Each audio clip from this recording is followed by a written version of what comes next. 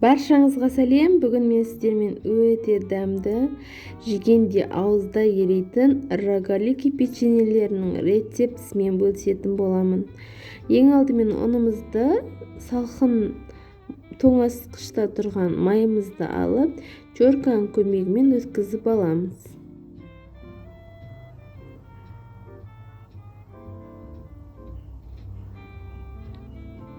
Міне достар, дәл осылай барлығын жақсылап теркадан өткізіп алдық. Енді қамырымызды біріккенше араластырамыз.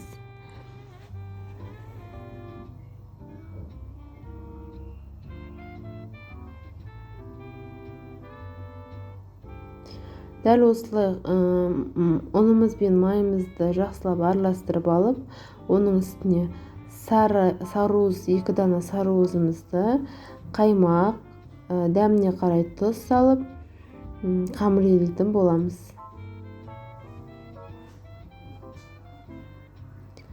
Міне достар, қамырымызды жақсылап илеп алдық. Енді салқын жерде тоңазытқышта 1 сағатта қойып қоямыз.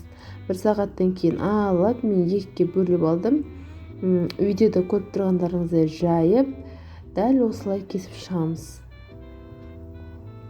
Салмасына қойытылған шоколадты сүт, яғни сгущенка, вареный сгущенка саламыз. Өте дәмді болып шығады достар. Дәл менің рецептімен міндетті түрде жасап көріңіздер. Егер менің каналыма тіркелмесеңіздер, тіркеліп қоюды ұмытпаңыздар. Алдағы уақытта апта сайын жаңа рецепттермен бөлісіп отыратын боламын. Мінекей достар, печеньемізді дәл осылай орап түйіп шығатын боламыз. Қамыры өте жұмсақ болып шығады.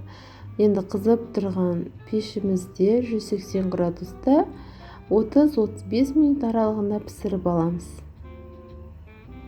Міне достар, өте дәмді болып шығады. Мен рогаликилеріміз пісті. Қант ұнтағын сеуіп шықтым. Сіздерге де жасап көруге кеңес беремін. Мен қазір сіздерге арасын көрсеткім келіп тұр. Мінекей достар, өте жұмсақ әрі дәмді болып шығады. Сіздер де жасап көріңіздер. Менің каналыма тіркеліп, пікір қалдыруды ұмытпаңыздар.